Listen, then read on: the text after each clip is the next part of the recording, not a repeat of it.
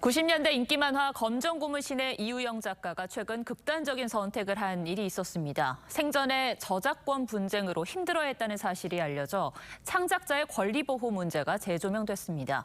무엇이 문제인지 문화스포츠부 박소영 기자와 따져보겠습니다.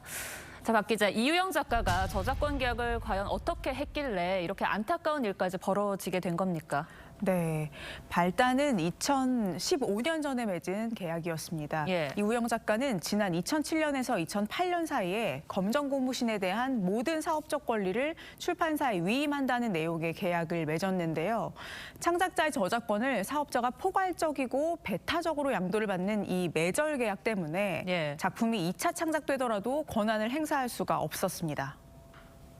그 극장판 애니메이션 만들어질 때도 원작자인 저는 전혀 계약서라든지 일단 뭐 계약금이라든지 이런 얘기를 들은 적도 없고.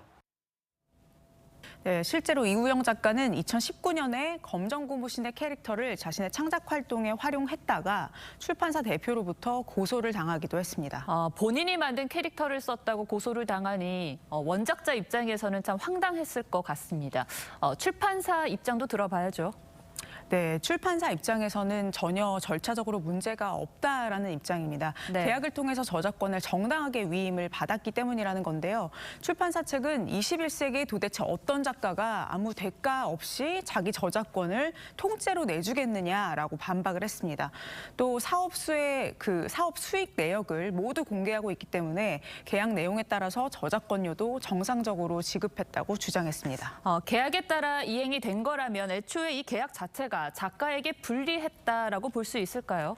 네, 그렇게 볼 수 있을 것 같습니다. 출판사 대표가 보유한 검정고무신 캐릭터의 저작권 지분은 총 53%였는데요. 아까 말씀드렸던 것처럼 그 매절 계약으로 인해서 수입의 대부분을 가져갈 수 있는 구조였던 겁니다. 또 출판계뿐이 아닙니다. 잘 아시는 것처럼 최근에 오징어 게임을 계기로 영화와 드라마 업계 창작자들도 제작사가 수익의 전부를 가져가는 이 불공정 계약을 맺는 경우가 많다는 사실이 알려졌죠. 그 오징어 게임 역시 전 세계적으로 엄청난 수익을 거뒀지만 황동혁 감독은 정작 별다른 보상을 받지 못한 사실이 알려지면서 논란이 커졌습니다. 이렇게 창작자에게 불리한 매절 계약이 그동안 문화계에서는 왜 흔하게 이루어졌던 겁니까? 네, 창작자들에게 좋지 않은 조건이라고 하더라도 창작자 입장에서는 우선 세상에 작품을 내놓는 게 중요하기 때문입니다. 또 생계에 대한 걱정과 미래에 대한 어떤 불안정성 때문에 권리를 포기하면서까지 불리한 계약을 맺는 경우도 많았습니다.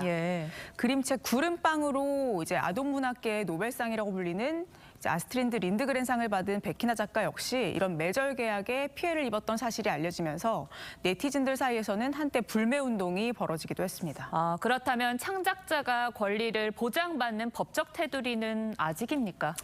네, 유감스럽게도 아직입니다. 지금까지는 관련 저작권법 개정안이 국회를 통과하지 못한 상태입니다. 2차 저작물에 대한 권리가 저작권자에게 있음을 언급한 문화체육관광부 표준계약서가 있는데요. 이거 역시 권고사항에 불과해서 실효성이 미미한 수준입니다. 창작자의 저작권을 양도하는 것에 대해서 국제사회에서는 허용하지 않고 있고요. 그게 허용한다 하더라도 보상 청구권이라든지 추가 이익에 관련돼서 배분 청구권 등이 있는 거거든요. 네, 들으신 것처럼 우리 문화산업이 발전하기 위해서는 창작자의 권리를 보장할 수 있는 제도적인 뒷받침이 반드시 필요할 것 같습니다. 또 더불어서 창작자의 권리를 보장하는 풍토도 조성돼야 할 것 같다는 생각이 듭니다. 네, K 콘텐츠가 발전하는 만큼 제도도 그 속도를 뒤따라가야 할 텐데요. 같은 비극은 없어야겠습니다. 박 기자 잘 들었습니다. 네.